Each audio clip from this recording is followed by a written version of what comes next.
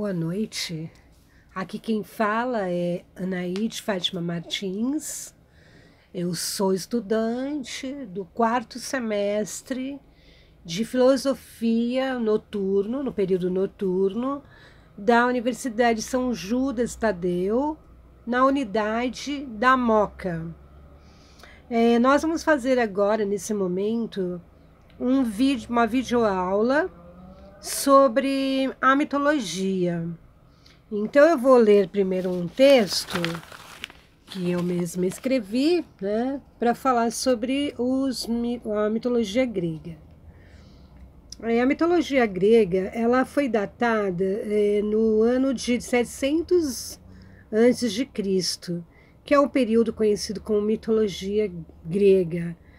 Ela nasceu da união das mitologias dórica e micênica.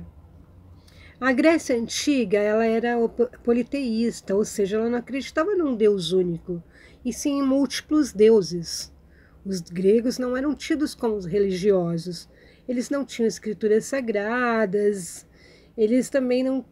Mas, embora não fosse religiosa, eles construíram templos dedicados aos deuses mais importantes, pois eles tinham como crença reais em deuses, e também eles acreditavam que esses deuses se relacionavam diretamente com os seres humanos e tinham filhos com eles, com os seres humanos, né? Desse modo, então, haviam os deuses imortais e os outros que eram filhos de mortais, eles eram considerados mortais, não eram mais imortais, como os deuses mais importantes.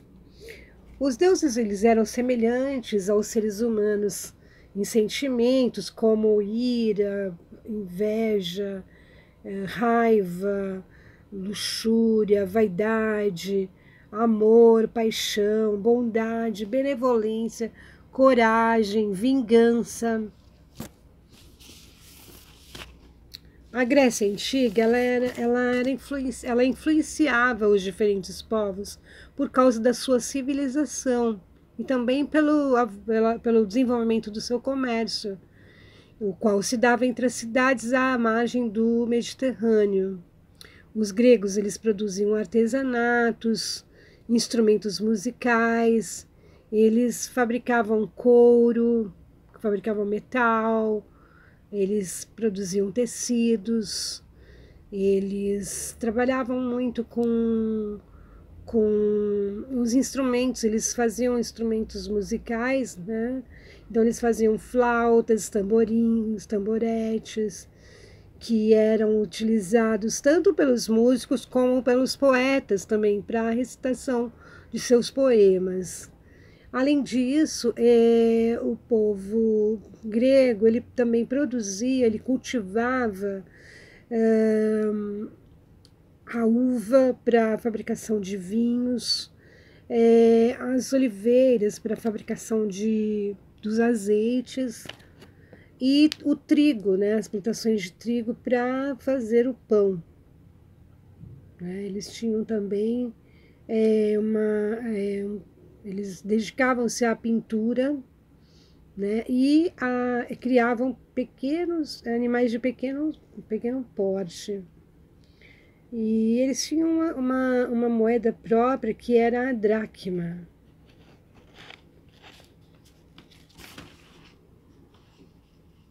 A civilização da Grécia Antiga, ela se baseava em conjuntos de cidades e com os povos compartilhando costumes, leis, línguas e a economia. A sua cultura era ligada aos deuses de cada cidade, né? E o que dava lugar a comemorações e rituais festivos, eventos anuais, onde também eram exercidos os comércios entre essas cidades, né? Inclusive, os primeiros Jogos Olímpicos aconteceram durante essas comemorações anuais. Esses Jogos Olímpicos eram jogos dedicados aos deuses que moravam no Olimpo, né? Portanto, aos deuses olímpicos. Por isso que ficou os Jogos Olímpicos, né? Os gregos, os povos gregos, eles tinham um deus específico para cada cidade, para cada causa fenômeno, para cada fenômeno, perdão, da natureza e também para cada sentimento humano. Assim também para as situações de grandes conflitos, como guerras, política, disputas, amores não compartilhados, não correspondidos, né? Embora os gregos não fossem religiosos, eles acreditavam num Deus para cada situação arriscada em que eles eram obrigados a viver, né? Por exemplo, nas navegações, na concepção e educação de seus filhos, nas pelejas, né? Disputas políticas, entre outras coisas, né? Como eu disse que eles tinham os deuses moravam, os principais deuses moravam no Olimpo. Quem eram esses principais deuses? Eles eram os deuses. Em primeiro lugar, o principal deus era Zeus, né, que governava todos os outros deuses. E os que habitavam o Olimpo com ele eram a esposa dele, né, que era Ares, que era o deus da guerra, Artemis, que é a deusa da caça, Atena, que é a deusa da razão, Afrodite, que é a deusa do amor, da beleza, Apolo, que é o deus da luz e das artes, Dionísio, que era o deus do vinho e do prazer, Deméter, que era a deusa da terra, Hermes, que é o deus da comunicação, e outros deuses, como muito importantes, por sinal, Hades. Hades, ele habitava o inferno, porque ele era o deus da morte. E Poseidon, que habitava os mares, né? Ele era o deus dos mares, portanto, ele não habitava o Olimpo, assim como Hades também não, né? Hades habitava o inferno, Poseidon habitava os mares. A aristocracia grega, incluindo crianças, médicos, pedagogos e comerciantes ricos, eles eram educados sob os preceitos dos mitos, né? A música, a literatura, o teatro, eles contavam as aventuras dos relacionamentos dos deuses com grandes figuras humanas.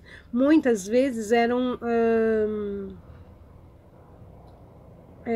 os escritos sobre as conquistas, sobre as navegações, sobre essas viagens que eles faziam para a questão do comércio também, né?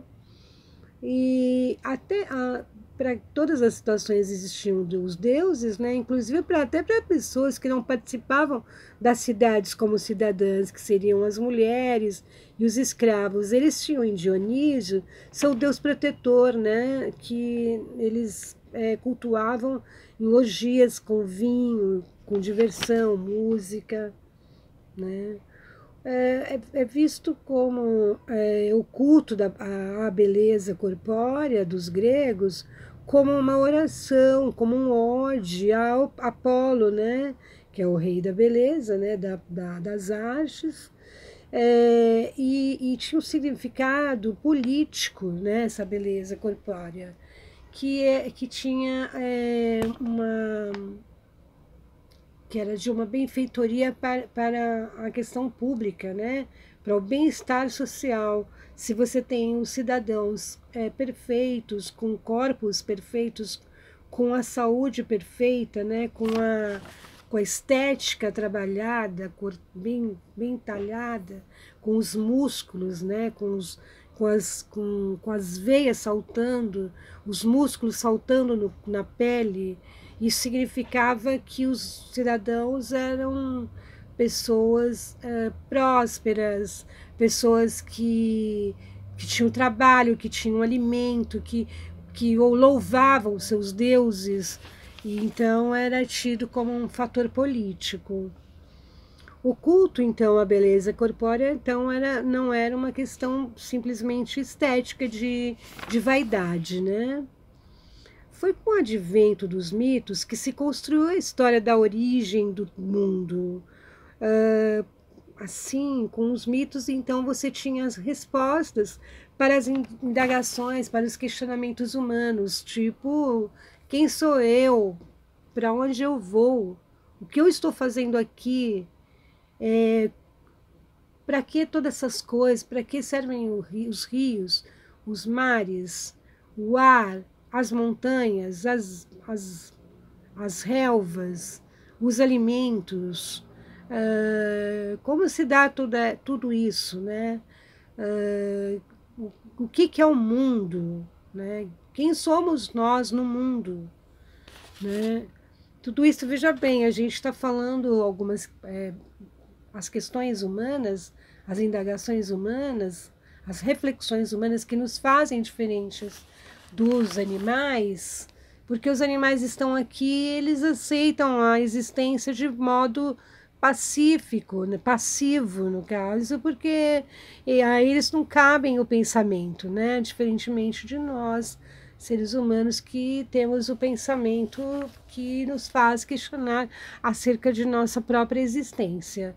Então, os mitos, eles vêm, eles acontecem ao advento dos mitos para dar sentido à nossa existência, né? Então, foi com o advento dos mitos, que se construiu a história da origem do mundo. Né? Com os mitos havia essas respostas para as indagações humanas, né? Então, os mitos, eles contribuíram para o desenvolvimento da sociedade, né? A sociedade grega, nós estamos falando da Grécia, né?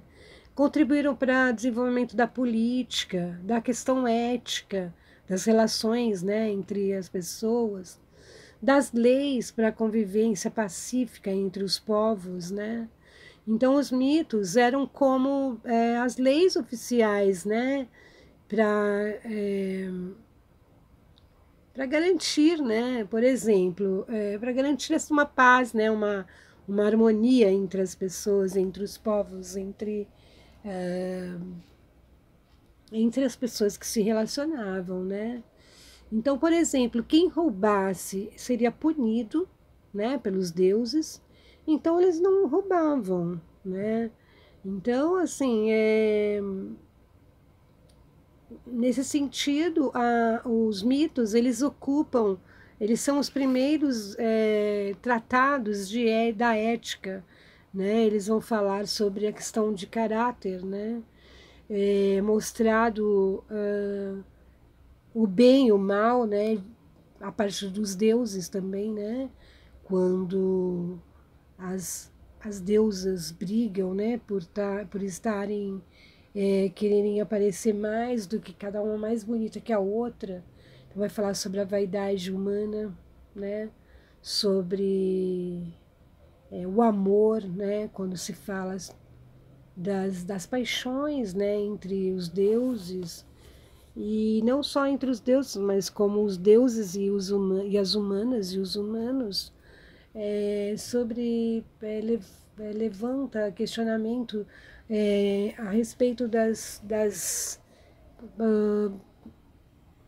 intempéries do próprio sentimento humano, né? Então, assim, quando há uma violência pela violência, há uma explosão de raiva pela própria questão da raiva em si. Tudo isso vai levando o homem nas cidades gregas, onde havia uma troca muito grande, né? Pois eles compartilhavam o povo grego, ele compartilhava as suas línguas, eles compartilhavam as suas adorações, os deuses, eles entre si, né, entre as cidades, né, eles compartilhavam os seus inventos, né, as suas as